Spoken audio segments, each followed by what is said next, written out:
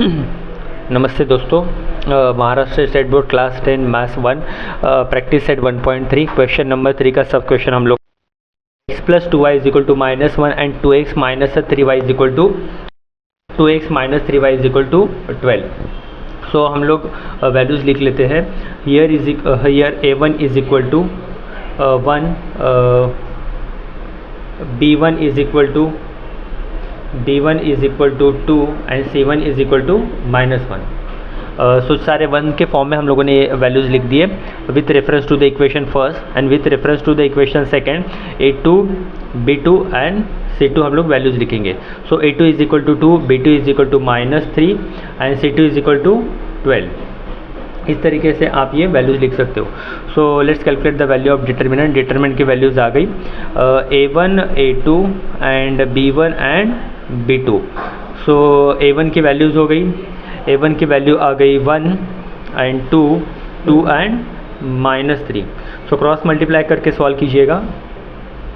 1 into -3 minus 2 into 2। So 1 3 ज़ा 3, 1 3 ज़ा 3, but minus है, प्लस और एक माइनस होता है।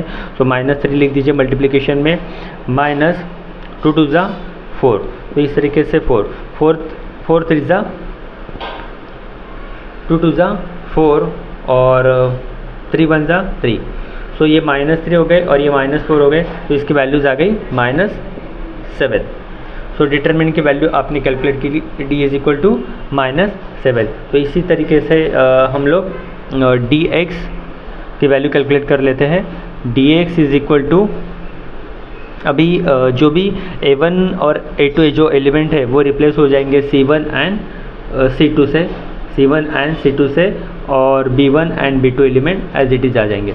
सो लिख लो यहाँ पे dx is equal to c1 is a 2 and c1 is a -1 and c2 is a 12, b1 is a 2 and b2 is a -3। Cross multiply कर दीजिए।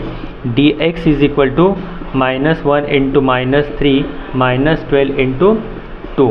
सो -1 एंड -3, 3 1 ज़ा 3, एक माइनस और दूसरा भी माइनस होगा तो मल्टीप्लिकेशन प्लस होता है। So that's why I right it +3।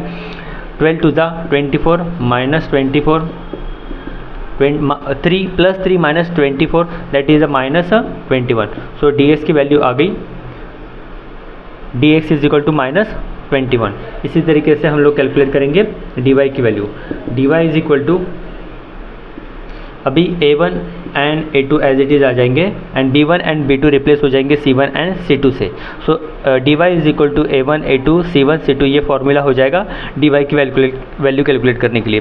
So dy is equal to a1 a2 लिखिएगा, 1 and 2, c1 is what -1 and c2 is what 12। Cross multiply कीजिए। dy is equal to 1 into 12 minus 2 into -1, 12 1 ज़ा 12 minus 2 into +2 into -1 -2, 12 -2 that is what. अभी यहाँ पे आप देख सकते हो कि अगर ये कम्प्लीटली डिविजिबल नहीं हो रहा है 7 से, तो it is a wrong value.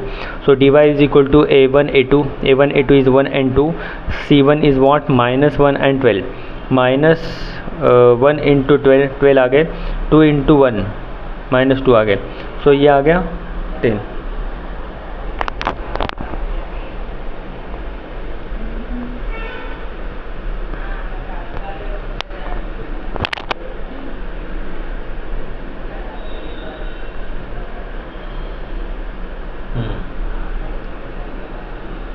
So 1 into 12 and ये माइनस आ गया, 2 इंटू -1 दैट इज़ वॉट -2, 12 + 2 ये वैल्यू आ गई, dy की वैल्यू आ गई 14।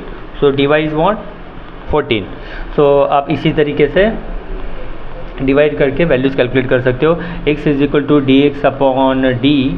सो dx की वैल्यू आ गई -21, d की वैल्यू आ गई 7 1 ज़ा 7, 7 3 ज़ा 21 -3, x की वैल्यू आ गई -3 and y is equal to dy upon d। y is equal to dy की वैल्यू कैलकुलेट की आपने 14 डिवाइडेड बाय 7, 7 1 ज़ा 7, 7 2 ज़ा 14 y इज इक्वल टू 2। तो इस तरीके से आप सॉल्यूशंस लिख सकते हो, x, y is equal to -3 and 2। ये इसके सॉल्यूशन आ गए। सो प्रैक्टिस कीजिए। Best of luck.